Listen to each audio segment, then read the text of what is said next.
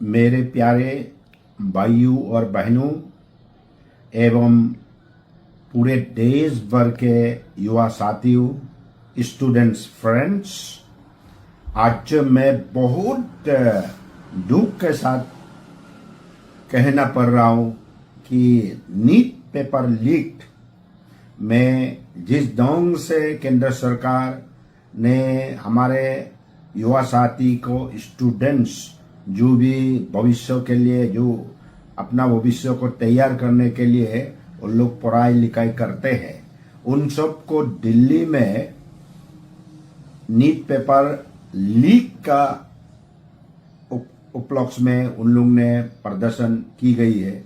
उसमें जिस ढंग से पुलिस वालों ने हमारे विद्यार्थियों पर लाठी बरसाए हैं, ये बहुत निंदनीय बात है।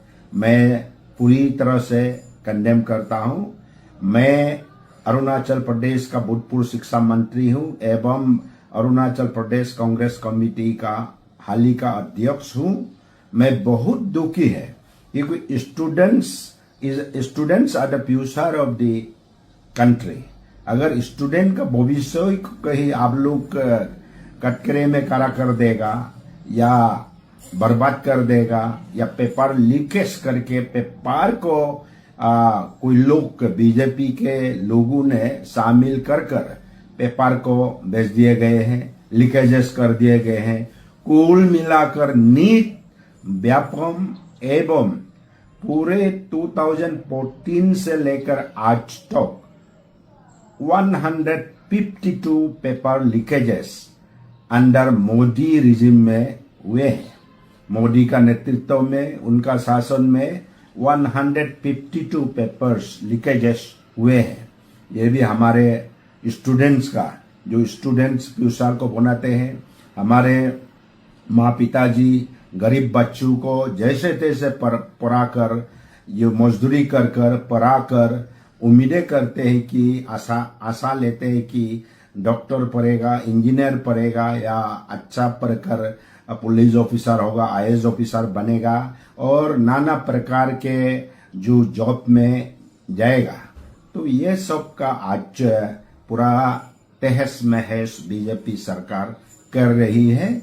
ये हम लोग on behalf of people of India सहन कर नहीं पाऊंगा। क्यों सरकार डिक्टेटोरियल रिजिम यानी कि शासन की तरह बिहेव कर रही है, ये गलत है। क्यों बीजेपी अपनी ही जनता की आवाज नहीं सुन पा रही है? स्टूडेंट्स के फ्यूचर को सिक्योर बनाने में सरकार क्यों पीछे हाथ रही है? ये गलत है। आप आगे आइए, हमारे बच्चों को बुलाइए, लाठी चार्ज करने का बजाय, लाठी डंड देने का बजाय उन लोग को प्यार से आप बुलाकर बात कीजिए, सॉल्यूशन दीजिए।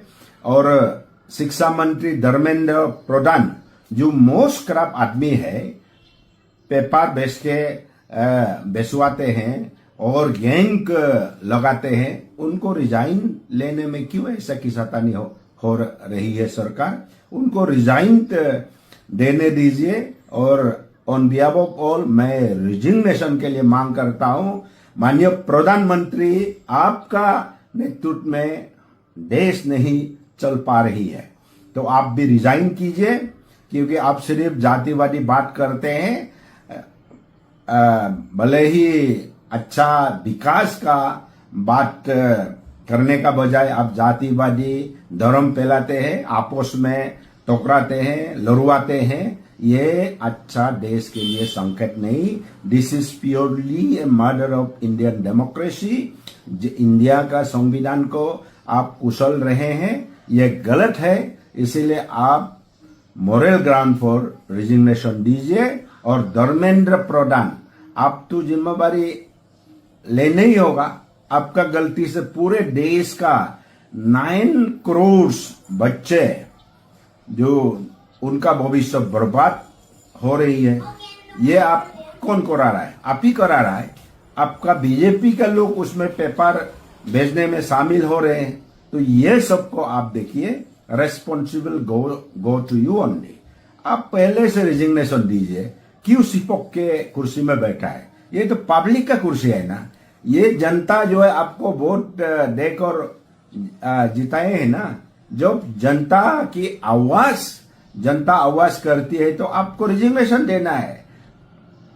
वो भी हमारे बच्चे जो देश का भविष्य है, जो देश को संभालने वाले बच्चे, future citizen of the country, उन लोग का भविष्य बर्बाद हो रहा है।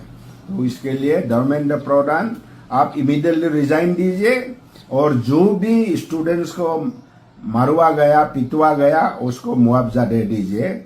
इसी सन शब्दों के साथ आपको रिजिग्नेशन मांगते हुए माननीय प्रधानमंत्री आप भी त्याग पत्र दीजिए, आप संभाल नहीं कर पा रहा है। और धर्मेंद्र प्रधान जी, आपका नेतृत्व में शिक्षा प्रणाली होगा ही नहीं। हम लोग ने प्रूव कर लिया, there is a proven records that under your leadership, the education system of the country will not function smoothly, because आप ध्यान ही नहीं दे रहा है, आपको इंटरेस्ट नहीं, इस पोर्टफोलियो पर आपको इंटरेस्ट नहीं है। इसलिए धर्मेंद्र प्रधान जी, आप रिजिग्नेशन दीजिए ऑन बिहाफ